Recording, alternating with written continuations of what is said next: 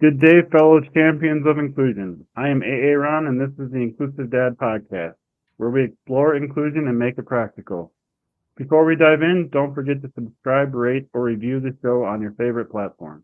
We truly appreciate your feedback and would be honored if you shared the podcast with friends and family who might benefit. If you want to support us in our mission, please click on the link in the show description. Today, my guest is Kendra Hall. Welcome to the show. Hi, thanks for having me. Yeah. So let's start out. Why don't you tell me a little bit about yourself? Sure. So I accidentally have worked in education. My mom was a school teacher. I come from a whole family of school teachers, and I was absolutely positive I was never going to be a teacher. So obviously, that's what happened to me. I've basically worked my whole life in higher education. And so through that process, of course, I've come to understand equity in a very different way. Recently completed my doctorate work through the University of Colorado at Denver in a program for educational equity for higher education. That's awesome. And we have a connection. I got my master's degree at the University of South Dakota in Vermillion, South Dakota, and that's where you got your bachelor's and master's, you said, before we started Yep. recording. So that's kind of cool. So when you submitted, applied to be on the podcast, I have everybody submit their definition of inclusion. So I'll read what you submitted. Inclusion is the practice of ensuring that all people, regardless of their abilities, backgrounds, or identities, feel welcomed, valued, and supported within a community or organization. This concept extends beyond mere tolerance or acceptance to actively fostering an environment where diverse perspectives and experiences are respected and embraced. Inclusion involves access, representation, authenticity, support, cultural capital, cultural competence, and belonging. Is there anything you want to dive deeper in? Well, That was a lot. that's a lot. It sure is. But I think that, like, yes, it's a lot, but also small steps make big differences. And you don't have to do all of those things or be perfect at all of those things to be actively working to be inclusive. Absolutely. So you said you worked in higher education. So you mean like colleges, that kind of Yeah. thing? Yep. Okay. So when I was doing my master's degree, I became a teaching assistant. And Okay. so they gave me a stipend, and I just figured it was a good way to kind of get through grad school. And through that, sort of really fell into love of teaching. So I taught as a graduate teaching assistant, and then I was adjunct faculty for a number of years. I was full-time faculty at Western Iowa Tech Community College, where I still am, for 15 or so years. I've been the director of arts and science. I currently run all of like library services and all of those access points for students. So yeah, I've just sort of grown through all of those experiences. And because I have a communication background, I think that very naturally falls into understanding others and Sure. those kinds of things. It's just a very natural process for me. Yeah, so you said that your mom and then other family members Mhm. possibly were teachers or in education. Mhm. So growing up, do you remember hearing like the word disability or special education, or was Yeah. your experience with that? Yeah, actually, I think it's really funny because I come from what I like to call just a completely made family. It never occurred to me that we were sort of a different looking family than maybe a traditional family. We have family members of all different born, adopted, gay, straight, uh, different races. I don't know. Mhm. We even have I have a cousin who's not even technically related to us. We just took him in at some point, and he's just part Sure. of our family. Mhm. And so I think for me, there was it's just always been a part of who I am is Sure. seeing all these people in my life and advocating and just being a part of those experiences. That's great. So yeah, for me, I don't remember the word disability ever being Yeah. spoken growing up or anything, any kind of special ed. So for me, before my daughter was born, I had no exposure to it. So just once she was born, found out she was having epilepsy, or found out she was having seizures, diagnosed with epilepsy, other things. It was all new to me, so I had to learn it. So Yeah. that was kind of my experience. with I it? think having a mom who's a teacher and a Yeah. teacher who works with special populations on Yep. top of it. My mom was always today would have been my mom's birthday. We kind of said she's like a collector of misfits Okay. throughout her life. She just sort of scooped up the people that Sure.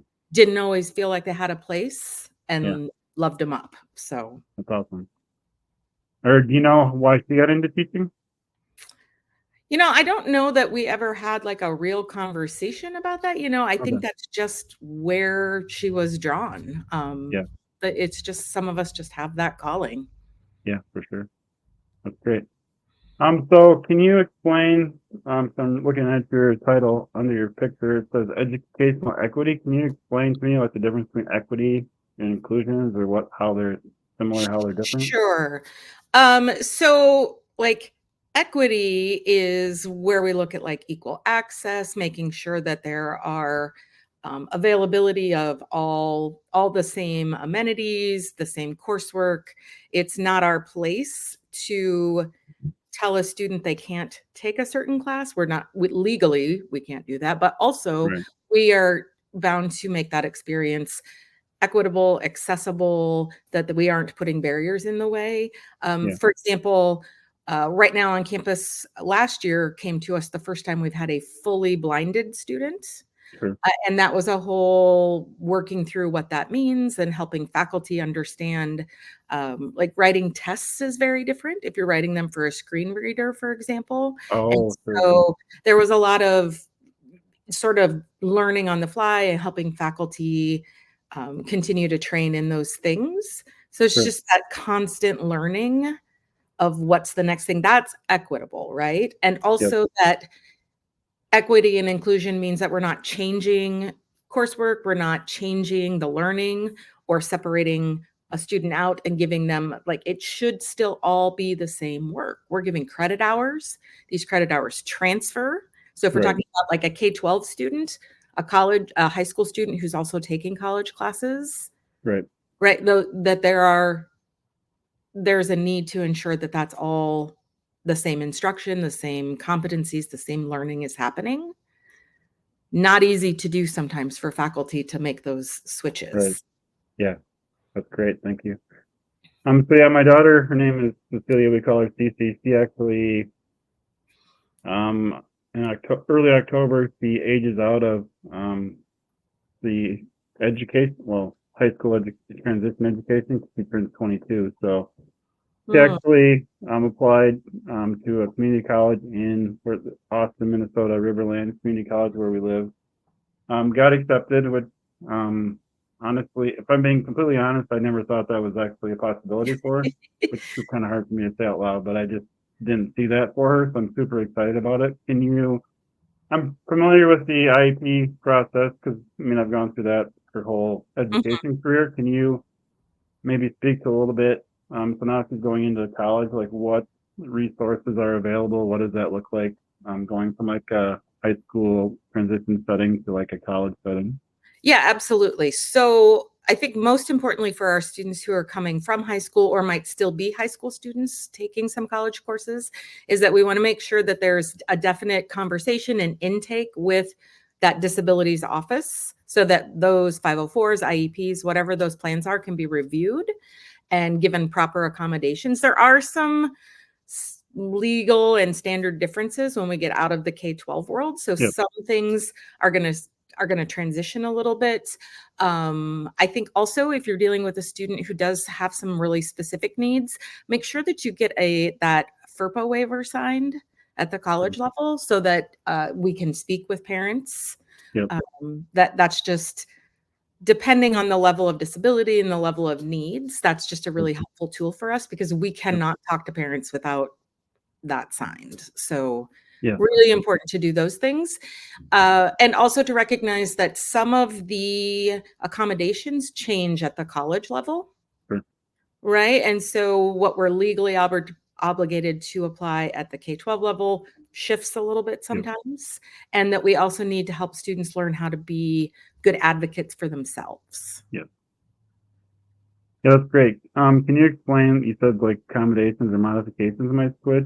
Mhm. So some common ones that I come across, like small group testing or, different, have like a speech, they get the notes ahead of time to fill in kind of stuff sometimes. I mean, is there like Yeah. what accommodations or modifications can you do and what stuff can't you do? Sure. So I think that most of those kinds of things are pretty standard, right? If somebody Okay. needs extra time for testing, that's not going to change. Quiet spaces, all of that is going to change, is not going to really be impacted. Where you start to see some differences is in things like course content things. So for example, let your daughter has seizures. Let's use that as an example. Yep. So very often in college courses, whether it's a fully online class or not, very often there's some form of like a discussion post, a threaded conversation. Sure. There's some expectations of that usually. So one of the accommodations that your daughter might receive would be something like flexible due dates. Sure. So that if she were to have a seizure, sometimes that can really have some long lasting effects. And so to have a flexible deadline is very Sure. helpful. But let's say that there's a discussion board in a class where a student has to post, let's say by Tuesday, and then by Friday they have to go in and they have to reply to other students, right? Yep. Is that flexible due dates? Is that a valid accommodation for that discussion board? I think the answer we go to is yes, but I think the question that we have to think about in this context of how that accommodation might be different is by not having that student have to make that post until later, we're actually now affecting everybody in the class's learning, right? Yep. Because not only maybe is she not going to get posted until later, that means if other students have already done their replies, Right. they're not going to see Yeah. hers necessarily. And so that effectively changes everybody's experience in the class. Sometimes, and this is a very case by case, disabilities coordinator sure. by coordinator thing. Some may not see that as a valid accommodation because of how it impacts everybody else. And so some of those things you have to start to learn to work through in that way. Yeah. No, that's very interesting. That's very interesting. Yeah, I get my brain like thinking through lots of different things. Yeah. I mean, I can see I can see how like you're saying though, like the first one doesn't seem like it has much impact, but then you add in the next layer where there's the interaction piece, and that now if you are late, then you can't. Yeah, that's interesting. right. So that impacts her learning, but it also impacts everybody else. So those are things at the college level that depend a little bit. Now, I personally, as a teacher, say if I know that's the situation, I'm going to actually change that whole mechanism. Okay.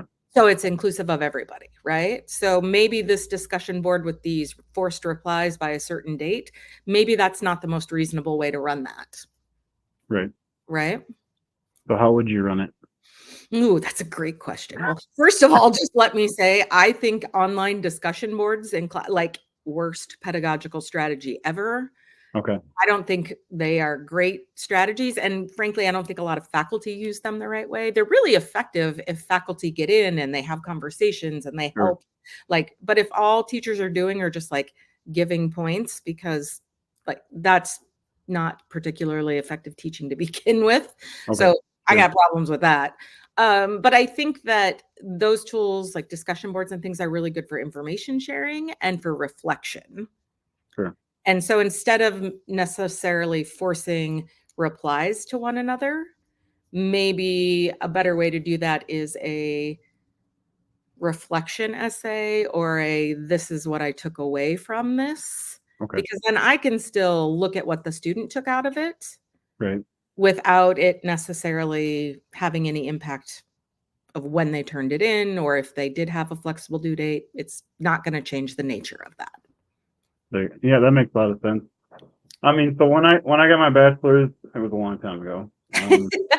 Me too. So it was way before any online stuff. So I mean, got my bachelor's, and I liked the show up to class a little early. You sit in the same spot. You shoot the breeze with other people. That whole connection piece. And then I got my master's through University of South Dakota, and it was all online. So for me, it was great because it was easy. I could do it at home. I could do the stuff whenever I wanted to, just get it in on Right. time. But the part I missed was just like I said, showing up to class, meeting people. I mean, I don't remember anybody's name from when I in my master's with me.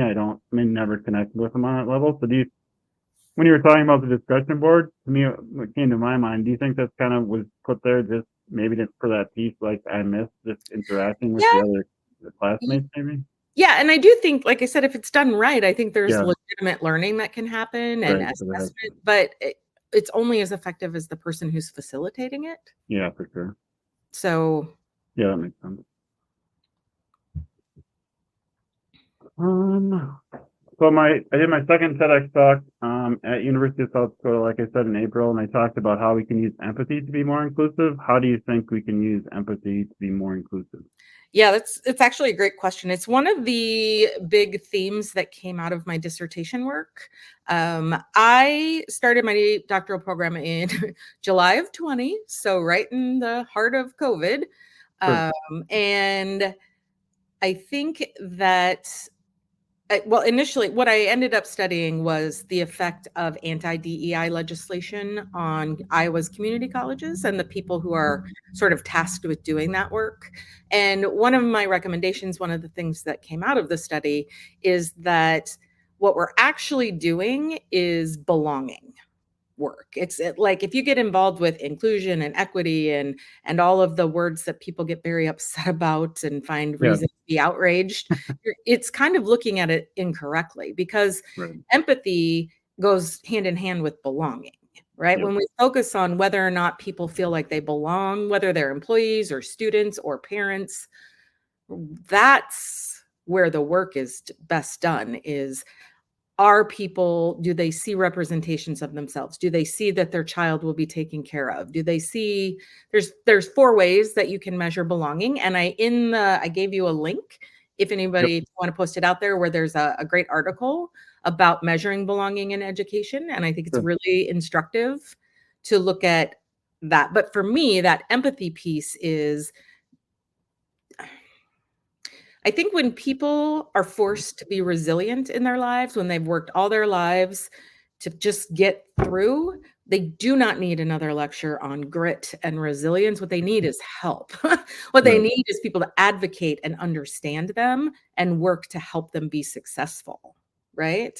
Yeah, And for sure. so for me, empathy is the very key of building this belonging, this fostering a sense of yes, you can do this, and here's how we're going to help you. Yeah, that's great. Yeah, there's definitely, just like I said, I didn't have any knowledge, anything in the disability Mhm. world until my daughter was born. And then just all of a sudden there's the special education, which I don't ever remember hearing about. And it's like this completely parallel universe. Like, what is this? Like, how is this even happening? We're just Mhm. the crazy things that we've come across, almost 50 years after the law was passed for my daughter to be able to attend school. It's just, but crazy to me. And then, yeah, it's just, there's stuff that's built in systematically that, she's already at a disadvantage, and those kind of things really bug me, where it's just because she's has this label, she uses a wheelchair, she's put into this silo, which for no other reason than that. So that part is just, that's the part that bugs me, where it's just because of that you're in this bucket. It's like, that makes no sense. How can we Yeah. still be doing this 50 years after she was allowed to go to school? So yeah. I have a lot of faith that some of that mindset is shifting. I think because I work with college age students, that's just the Sure. people that and because my own children are that age, Okay. um, I see a lot more of like understanding and empathy and not having judgment and just being Right. very much more tolerant and accepting of a lot of kinds of differences than we That's used great. to see. So I have a lot of faith in our current like college age Yeah, population that they're just doing a lot better job of just naturally being inclusive. that's great. It's really heartwarming. So where do you think that's coming from, or how do these current college age people get to Yeah. that point? Well, I mean, some of it, of course, is generational, right? So, Yeah. like, we raise our children probably a little differently than we were raised Right. in some cases. And so I think, but I also think we have a whole generation of young people now who, for example, have always had friends or people they know who have two moms Right. or who are biracial or who have Yeah. undocumented parents or, so I think because those things are just so normal, I guess, Yeah. so prolific, it's not a thing that catches their attention the Yeah. way maybe it did before. It's just a natural piece of that. And so when you think about school-aged kids having sleepovers with their friends or going to birthday parties, and they're seeing all these different representations and they're seeing and understanding families, for example, in a different way, I think that that has just really had an effect on how they see and view each other. And I think that we have done as a society, we're doing such a better job of like demystifying challenges Yeah. that it's not a scary thing, right? It's like the more you know.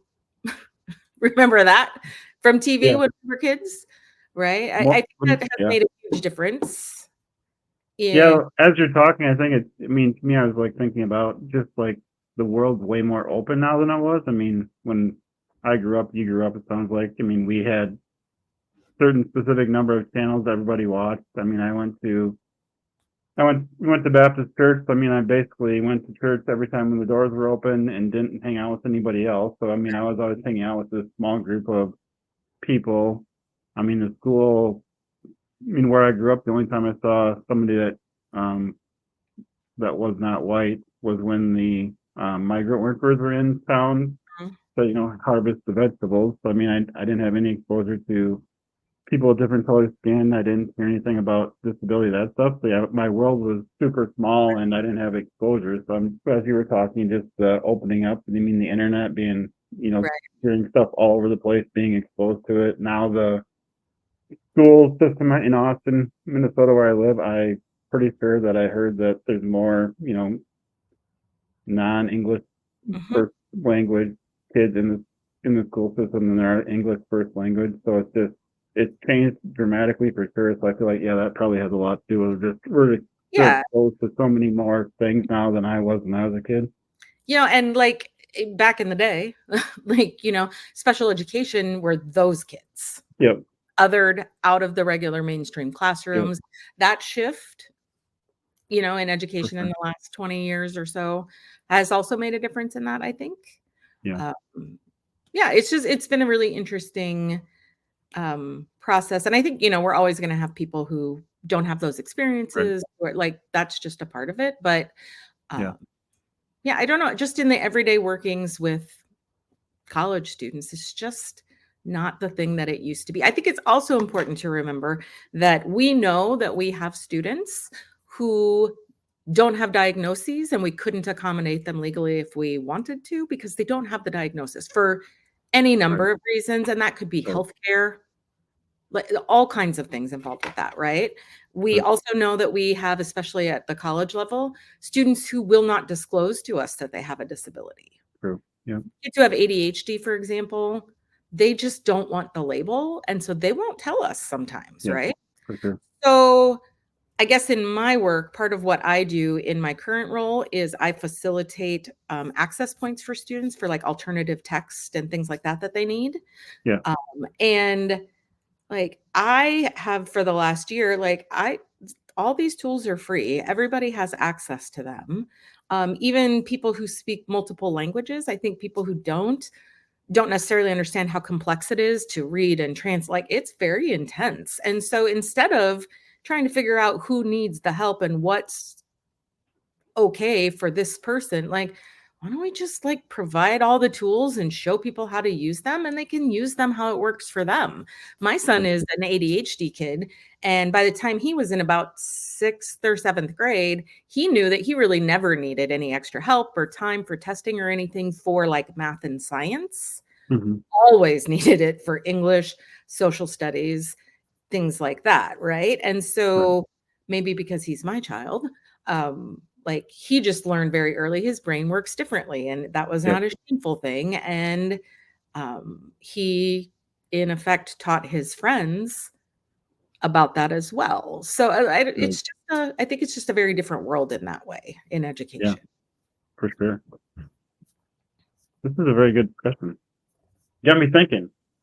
It's good. Like, why are we keeping read aloud software from people? Like, even if you get a migraine headache for the next day or two, Right. sometimes it's really hard to focus. So instead of getting behind, why don't you just like know that there's tools that can read it out loud and you can keep up with it? Yeah. Well, now the thing that's happening in Minnesota is the legislature passed a law that schools have to come up with cell phone policies. So Mm, now schools are implementing cell phone policies, and kids are going from being able to have their phone with them all the time and using it to not they can't have it out during classes. And now there's all the kids who have mhm. IEPs or they've been using their phones for certain things. Now we haven't Yeah, had to write it in the IEP because everybody has their phone out. Now it's like right. we So have like to change it so they can access the stuff on their phones right, during class and stuff. right, like live transcription Yeah, and all these things that I mean, when I was growing up, and you too, I mean, well, yeah, you can't use a calculator because you're not always gonna have a calculator. It's like now I have a calculator with me and way more than that all the do you, re- time. So like, do you remember when everybody freaked out about spell check? yeah, No, no, they gotta learn to spell. Really? Because where would right, we be? Like, it yeah. makes no So sense to me. yeah, so all this technology we have, it's just we use all the time, but then let's in Right. school not give them access to it. It's like we have that with us all the time. Like now we have to. Yeah. Well, It's and like then just there's other concerns, like somebody who needs to monitor their blood sugar. That's yep. all app related now. So how are you gonna have a kid who that's kind of dangerous, actually. Yeah, and that one, I mean, when I've talked to people in education in Minnesota, that one's like one where it's automatic. They'll write it in that they're allowed to that. It's the other stuff where it's like, well, we don't want them to have the phone out because then all the kids are gonna want. It's like, no, Right.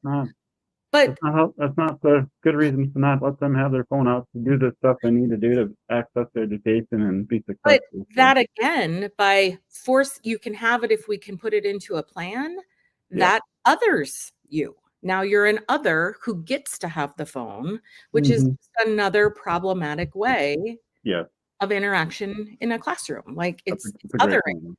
Right. Yeah. I got real No, issues with that. yeah, that's a great point, which I hadn't thought of. It's just another way you're being different than everybody else. Right. Yeah, yeah. So it's yeah, but the law was passed like in the spring, and now schools are like they had a year or two to get to it. But most of them are just doing it now, and you just yeah, gonna see what Mm, the repercussions are. So yeah, God. yeah. Or even like Um, think about a kid who might have like a really ill family member or right. some like, and now you're gonna so even Yeah, like now they're distracted because they can't even chat. Like it's right. just yeah, Yeah. problematic. Well, and like you go from being able to have it all the time, or my thing was too is like how many I mean, UPS workers or other workers that are outside, you see them having earbuds in all the time, like AirPods in all the time, like for Right. whatever reason, listening to music or whatever they're doing. And now you can't. I mean, if you can hold down a job and make a living and be able to do that, I don't understand why we can't. Why can't you also do it when in that setting? So, Agree. what is one tip you can share to help the listeners be more inclusive today? So something that doesn't like cost money and you have to go to school for, just something simple they can do today to be more inclusive. Right. Well, I think if we go back to a couple of the things from earlier, like I do really feel like focusing on belonging is really key. It's really an easy, cheap way to how am I going to make sure that this person knows that they belong here? And so, Right. like in a classroom setting, that's one thing. But I even think, like, as a parent, let's say planning a birthday party. Are there disabled children in the guest list? Do we need to have this in a different place? Like, it's Yeah. very common. If you take your kid birthday party to like the trampoline place, great fun. Who are Yeah. you automatically excluding from that party? Yeah. Right. And while, like surely not every single kid has to be invited to the birthday Yeah, party. for sure. At the same time, by setting up situations like that, you are now effectively helping your child to not make friends Yeah. with the person that uses a wheelchair, for example. Right. Right? Where that may be a great friend, a great resource, a great person for your child to have in their life, but effectively, because we run our children's lives until a certain age, you're choosing their friends. You're choosing, right? Or like, if we're going to have this birthday party, if we're going to have a family reunion, like, Yep. we should not, it's basic universal design. We Right. should be not designing spaces or activities and figuring out how we're going to accommodate it if we have to. We should just build these things without any barriers and figure those things out. I think for me, another thing that I teach an intercultural communication class every so often, and it's primarily students who are in police science. And one of the questions that I ask them repeatedly is, okay, but what don't you know? Right? So, for example, not every person who uses a wheelchair uses it all the time every day. Mm-hmm. Right? Mobility devices are different for different people. So just because somebody uses a wheelchair does not mean that they are fully paralyzed. Right. Right? Or what do I not know about this culture? Or what do I like? If this is strange to me, Yeah. I need to know why I'm having a reaction. What don't I know? What don't I understand? I think that that's a really practical, easy thing to do. The internet is full of information. Some good, some bad, but it is not a disabled person's job. It is not a disabled person's parents' job. It is not a person of color's job to help you understand their challenges. Yeah. It is your job to learn that. That's And great. we put a big burden on people when we ask them to explain the reality of their lives to people when there are so many other resources to do that. Yeah. That's great. Anything else you want to talk about that we haven't discussed? Oh man, no, I could talk about all this all day long. Could. I was I do thinking the want to same put thing. a little plug in for my program if you have people who are interested in this area. UC Denver, I fell into this doctoral program. I was kind of looking, and once I found that educational equity piece, I really couldn't let it go. There is a higher ed and there is a K-12 track for it as well. Okay. I don't know if you do these things, but I will just tell you my experience with that program was phenomenal. And Colorado, like Minnesota, is a very equity-focused state. Sure. And I think for people who are interested in learning more about those things, I think that's an excellent resource Awesome. to kind of, if you're interested in those kinds of, moving your own personal education forward. Awesome. Great. Thanks for that. I will try to, I'm going to link the articles that you sent to me in the show notes, and then I'll put a link to that program in there as well. That's great. Those two articles are great. The one is about measuring belongingness. The other is about cultural capital. Yeah. Oh, it's great. Ready for the last question? Yes. Do you like spam? Yes or no? Yes. All right. It's not my favorite. I'll eat it. All right. Was that a yes? Sure. Yeah. Yes. Kind of? Okay. Yes. Yeah. So I live in Austin, Minnesota, where they make spam and where the spam Yes. museum is located. So I ask all my guests, have a running spam count with the episodes. So Yeah, I don't mind it. I went to Hawaii in May. I spoke at a conference in Hawaii in May. So, had to have my little Hawaiian moco loco or whatever it is they call it. It's pretty good. yeah. There's been like a lot of people that I've asked that question where their experience with spam was in Hawaii. I need to get out more because I have not been to Hawaii, but all the people I'm talking to have. So I don't know what that means. I'm telling you, the best way to get there is to speak at a conference there. There you go. Yeah, probably cheaper that way, huh? Yeah, the college paid for most of it. There you go. Where's the best place for everybody to connect with you? For everybody to connect to me? Yeah. Excellent question. Well, obviously, I mean, you can put my email out there. I take emails all the time.